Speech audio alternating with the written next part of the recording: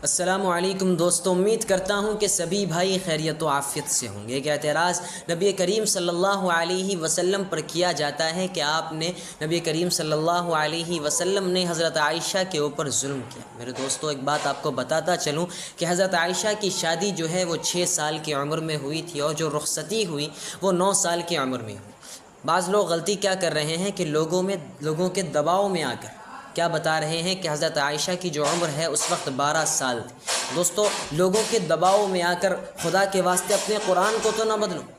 और दीन में, हमारे इस्लाम में जो निकाह का कानून है वो ये है कि भाई लड़की जो है ये ज़हनी और फ़ितरी तौर से, जिस्मानी तौर से फ़िट होनी चाहिए, यानी बालिग़ होनी चाहिए, जो उस वक्त हज़रत आयशा रज़ी अल्लाह अन्हा थी।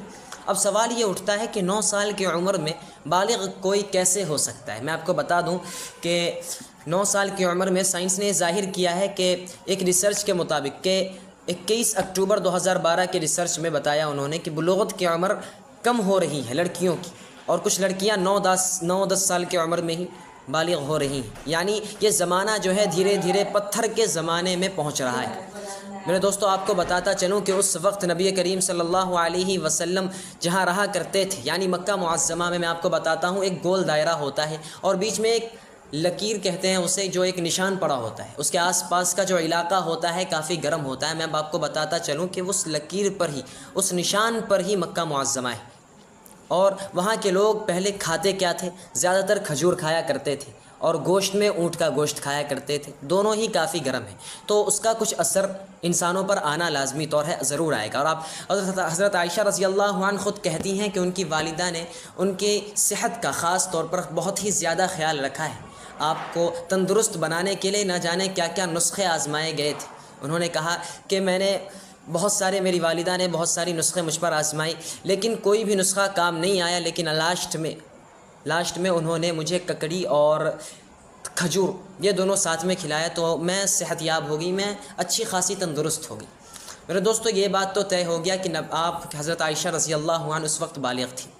चलिए एक बात बताता हूँ कि हमारे जो राम जी हैं उसके एक भाई थे भरत, उसकी माँ थी कीकई। तो उन्होंने राम जी के वालिद साहब की कोई मदद की थी, जिसके बदले में राम जी के वालिद साहब ने कहा था कि भाई तुम कभी कुछ भी मुझसे मांगो तो मैं तुम्हें ज़रूर दूंगा।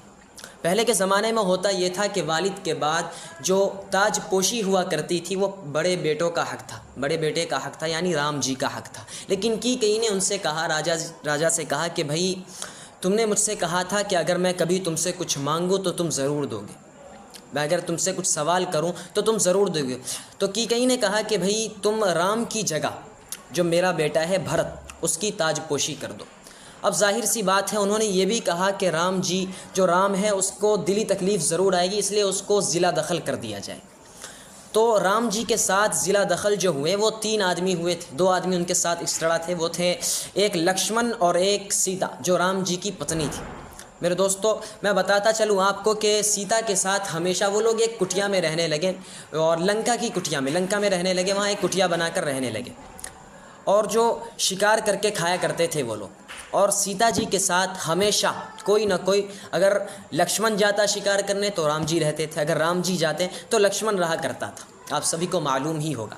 मेरे दोस्तों, वहाँ की जो राजा था, वहाँ का राजा वो रावण था। उसे मालूम चला कि भाई कोई बंदा है, उसकी पत्नी है सीता, काफ़ी खूबसूरत है, हसीन व जमील है।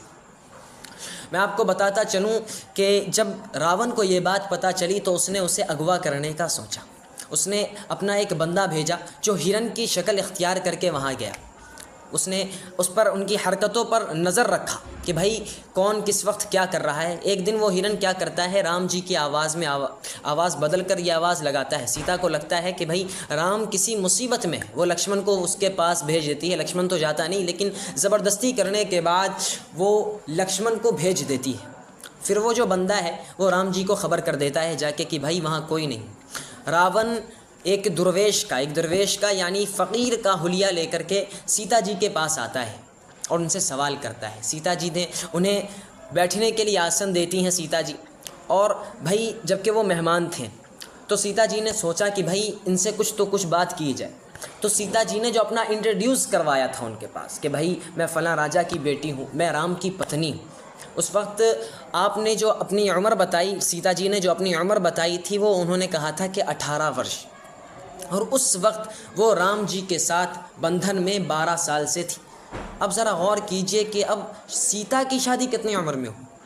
मेरे दोस्तों, खुलासा तो हो ही गया, सीता की शादी भी 6 साल की उम्र में हुई थी। और आपको बताता चलूँ, उसी वक्त ऐसा नहीं था कि हमारी हज़रत आयशा की जो शादी हुई उस वक्त वो नाबालिग थी, उसके बाद 9 साल यानी 3 साल तक वेट किया गया रुखसती का।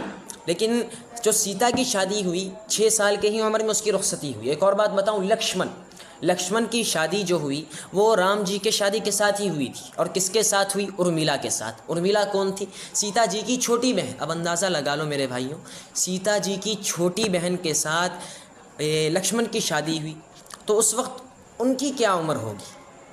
मैं अभी यही बात कहूँगा मेरे दोस्तों, दूसरों को बोलने से पहले अपने अंदर तो झांक लो भाई।